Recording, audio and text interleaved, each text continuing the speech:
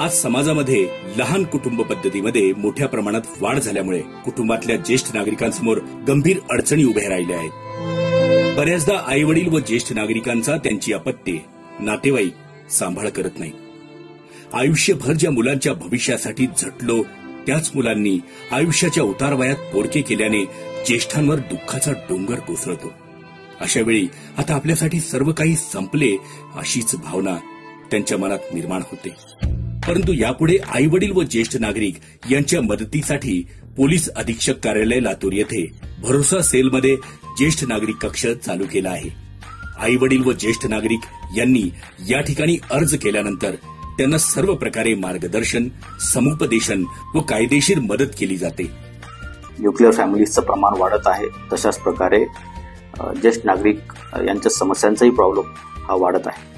अनेक ज्येष्ठ नागरिक पोलीस स्टेशनला भेट देतात, एसडीपी ऑफिस, एसपी ऑफिस येथे भेट देतात आणि त्यांच्या कथा मांडतात। त्यांचे समस्या असतात, त्यांचे जे प्रॉब्लेम्स असतात त्या नॉर्मल लीगल कोर्सने सॉल्व्ह करता येत नाही, दंडात्मक कारवाईने त्याच्यावर जास्त प्रभाव पडत नाही। कारण त्यांचे जे समस्या असतात, त्यांचे प्रॉब्लेम्स जे असतात ते त्यांच्या मुलांसोबत असतात, त्यांच्या पाल्यांसोबत असतात, सुनेसोबत असतात। अशा टाईपच्या प्रॉब्लेम्सला चांगल्या प्रकारे डील करण्यात यावं, या कौटुंबिक वादला कुठेतरी सॉल्व्ह करण्यात यावं, यासाठी ज्येष्ठ नागरिक सेलची स्थापना भरोसा सेलच्या अंतर्गत करण्यात आलेली आहे।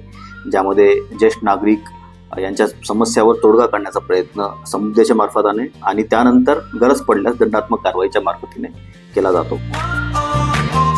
माझ्यासारख्या ज्येष्ठ नागरिकांना जर कुटुंबातील सदस्याकडून त्रास होत असेल, दुर्लक्ष होत असेल किंवा आर्थिक मदत मिळत नसेल तर भरोसा सेलकडे तक्रार केल्यानंतर त्यांची दखल घेऊन त्यांची तक्रार दूर करण्यात येत आहे।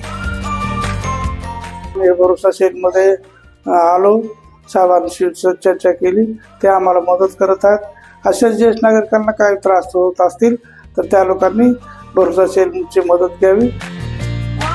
या सेलमध्ये maintenance of senior citizens and parents act 2007 याची पूर्णपणे अंमलबजावणी व्हावी। त्यानंतर त्यांना कायद्याअंतर्गत काय काय उपाययोजना त्यांच्या हातात आहेत, मेंटेनन्स असेल किंवा पुढील जी कारवाई आहे त्याबाबत त्यांना मार्गदर्शन केलं जातं, लीगल ॲडवाईस ही दिला जातो।